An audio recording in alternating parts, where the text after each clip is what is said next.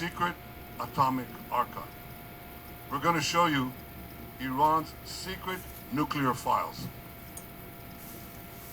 You may well know that Iran's leaders repeatedly deny ever pursuing nuclear weapons. You can listen to Iran's Supreme Leader, Ali Khamenei.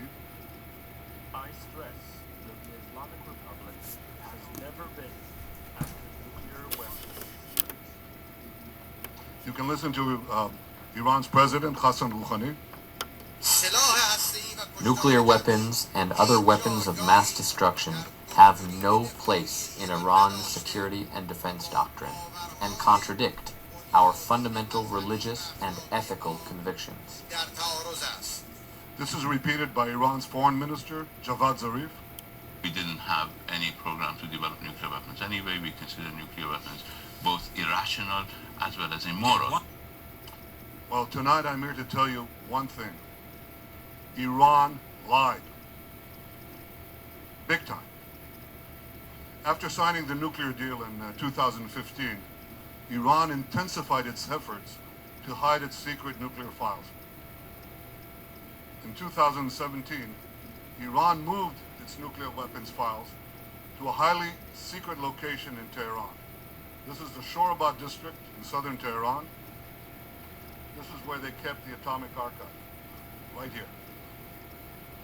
Few Iranians knew where it was, very few, and also a few Israelis.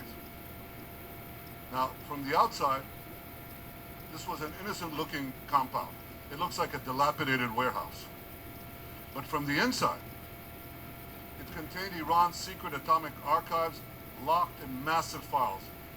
Actually, they're a little bigger than this. A few weeks ago, in a great intelligence achievement, Israel obtained half a ton of the material inside these vaults. And here's what we got. 55,000 pages. Another 55,000 files on 183 CDs. Everything you're about to see is an exact copy of the original Iranian material. You may want to know where are the originals. Well, I can say they're now in a very safe place. Here's what the files included. Incriminating documents, incriminating charts, incriminating presentations, incriminating blueprints, incriminating photos, incriminating videos, and more. We've shared this material with the United States, and the United States can vouch for its authenticity. We will also share it with other countries, and we'll share it with the International Atomic Energy Agency. So let me tell you the history of this material. We've known for years that Iran had a secret nuclear weapons program called Project Ahmad. We can now prove that Project Ahmad was a comprehensive program to design, build, and test nuclear weapons. We can also prove that Iran is secretly storing Project Ahmad material to use at a time of its choice to develop nuclear weapons. Here's what Project Ahmad's explicit goal was: creating nuclear weapons. This is an original Iranian presentation from these files. And here's the mission statement: design, produce, and test 5 warheads, each with 10 kiloton TNT yield, for integration on a missile. You don't have to read Farsi to see 10 kilotons here, TNT. This is the specific goal of Project Ahmad. That's like 5 Hiroshima bombs to be put on ballistic missiles. This is an original Iranian spreadsheet from the archives of Project Ahmad. Look at what it has here. Yellow cake production, centrifuge enrichment process, warhead project, simulation project, and test. And indeed, When we analyzed what's in these archives, we found that Project Ahmad had all the 5 elements, the 5 key elements of a nuclear weapons program. I want to take them one by one. First element is designing nuclear weapons. This is an original Iranian illustration of a weapon. Again, you don't have to read Farsi to understand this. This is U-235, that's enriched uranium, right here at the core. That's the only place where you find in the core enriched uranium. And here's an Iranian simulation, original Iranian simulation, putting all these components together. That's the first component. Second component, developing nuclear cores. Here's a photo showing the casting process and a cast metal core from the archives. And here's the secret underground facility the Iranians were building to produce nuclear cores. We have hundreds of documents for each of these components. Third component, building nuclear implosion systems. This is an original Iranian photo of a measuring device for implosions. And here's a simulation of a nuclear implosion. Fourth element, preparing nuclear tests. Here's a map of 5 potential locations for a nuclear test in eastern Iran. 1, 2, 3, 4, 5. We have many, many more such documents. And fifth, integrating nuclear weapons on missiles. Here's a design for a nuclear payload on a Shahab 3 missile from the archive. Here's the warhead. Here's the bomb. And I don't have to remind you, I think, that Iran is continually expanding the range of its ballistic missiles, its nuclear-capable missiles. They started with 1,000 kilometers. They're now up to 2,000, roughly. They can reach Riyadh, Tel Aviv, Moscow, but they're working on far, far greater ranges. They're planning much longer range missiles to carry nuclear weapons. So these files conclusively prove that Iran is brazenly lying when it says it never had a nuclear weapons program.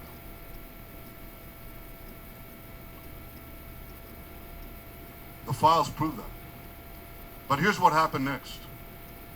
Iran was faced with mounting pressure in 2003. You remember that? That was following the Gulf War. So it was forced to shelve Project Ahmad. But it didn't shelve its nuclear ambitions. So Iran devised a plan to do 2 things. First, to preserve the nuclear know-how from Project Ahmad. And second, to further develop its nuclear weapons-related capabilities. That plan came directly from Iran's top leadership. Here's another document from the archive. This is following the new directive of Iran's Minister of Defense, Mr. Shamkhani. Today is the director of the National Security Council. Following the new directive of Iran's Minister of Defense, the work would be split into 2 parts, covert and overt. A key part of the plan was to form new organizations to continue the work.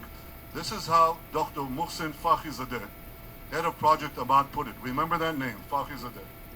So here's his directive, it's right here. And he says, the general aim is to announce the closure of Project Ahmad, but then he adds, special activities, you know what that is, special activities will be carried out under the title of scientific know-how developments. And in fact, this is exactly what Iran proceeded to do. It continued this work in a series of organizations over the years. And today, in 2010 or 2018, this work is carried out by SPND. That's an organization inside Iran's defense ministry. And you will not be surprised to hear that SPND is led by the same person who led Project Ahmad, Dr. Fakhrizadeh, and also, not coincidentally, many of SPND's key personnel worked under Fakhrizadeh on Project Ahmad.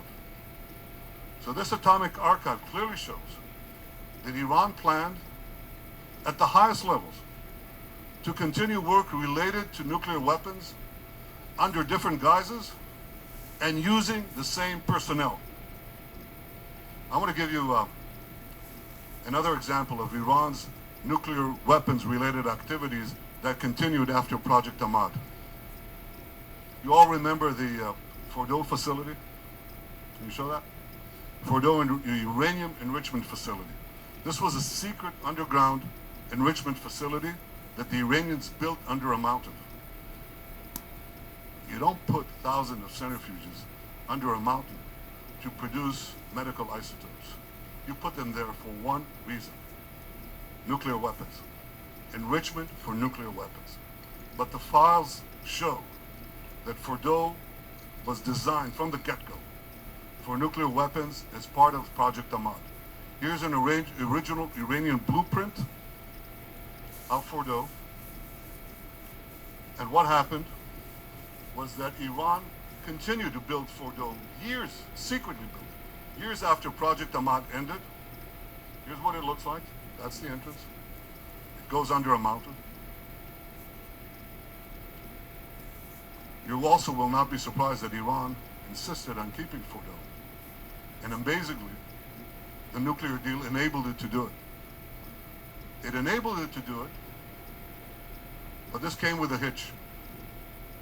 Iran was required by the IAEA to come clean, by the nuclear deal, to come clean to the International Atomic Energy Agency about its nuclear program.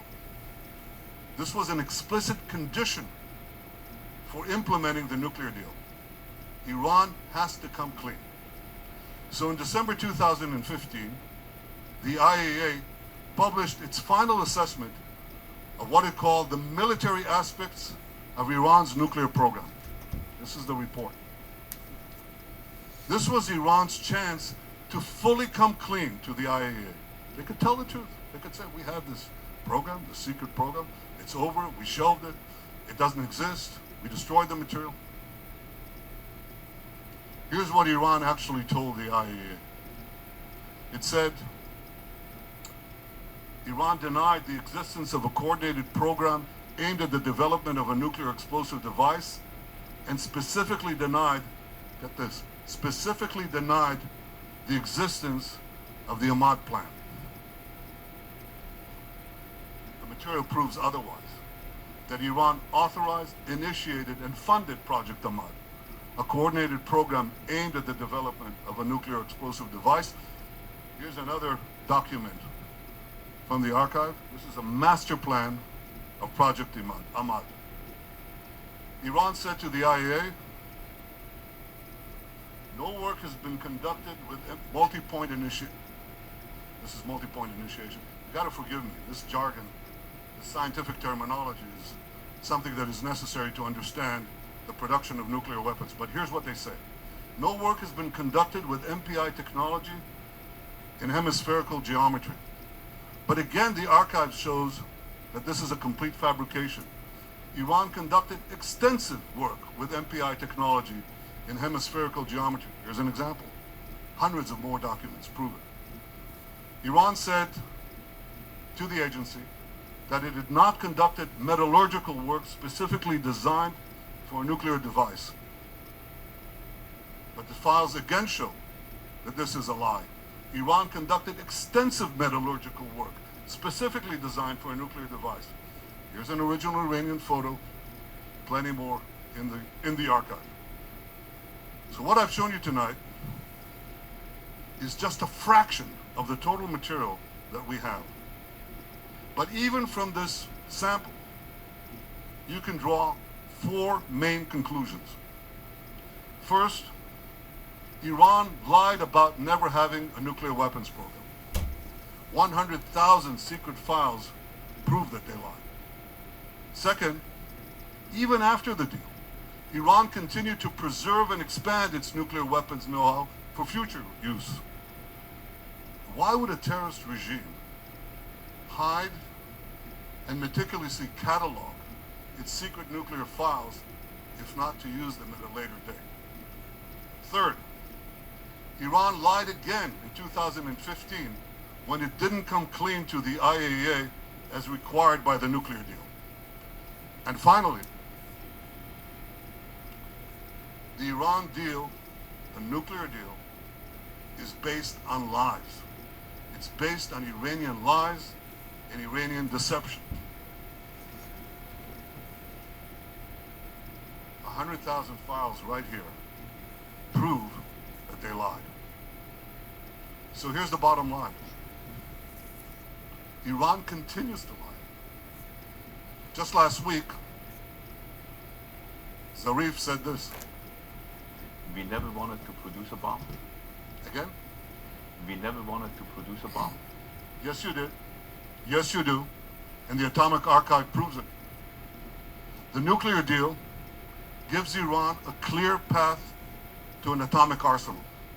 It does so because it gives them the three components that are necessary to produce this arsenal. First, unlimited enrichment in a few years.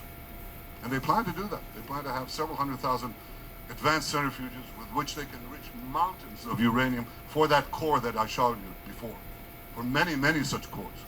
Second, it completely fails to address Iran's continuing development of ballistic missiles.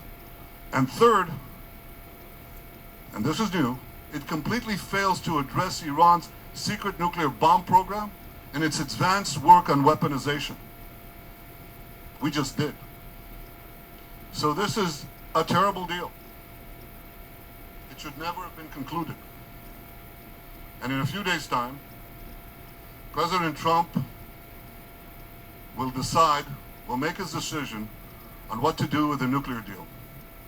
I'm sure he'll do the right thing. The right thing for the United States, the right thing for Israel, and the right thing for the peace of the world. הערב אנחנו חשפנו הישג מודיעיני מהחשובים שידעה מדינת ישראל. חשפנו את הארכיון הסודי של הגרעין האיראני. החומר הזה נמצא בידינו מזה מספר שבועות. הוא חושף לראשונה למעלה מ-100,000 מסמכים סודיים של המשטר האיראני. התיקים הסודיים מראים בבירור את הפעולות שאיראן עשתה כדי להשיג נשק גרעיני. הם מוכיחים שאיראן שיקרה לעולם במצח נחושה, כדי שהמעצמות יאשרו את הסכם הגרעין עימה. ההסכם הזה שולל את דרכה של איראן לארסנל שלם של פצצות גרעין. הוא גם אפשר לאיראן לקבל מיליארדי דולרים שמממנים את התוקפנות שלה נגד ישראל וגם נגד מדינות אחרות במזרח התיכון. בחשיפת המסמכים האלה, ישראל עושה שירות גדול. אנחנו עושים שירות גדול לא רק לביטחוננו, אלא גם לביטחונן של מדינות רבות באזור. בעוד כמה ימים לפנינו, הנשיא טראמפ יודיע על החלטתו בעניין הסכם הגרעין עם איראן. אני בטוח שהוא יקבל את ההחלטה הנכונה. ההחלטה הנכונה לארצות הברית, ההחלטה הנכונה לישראל, ההחלטה הנכונה לביטחון העולם. תודה רבה לכם.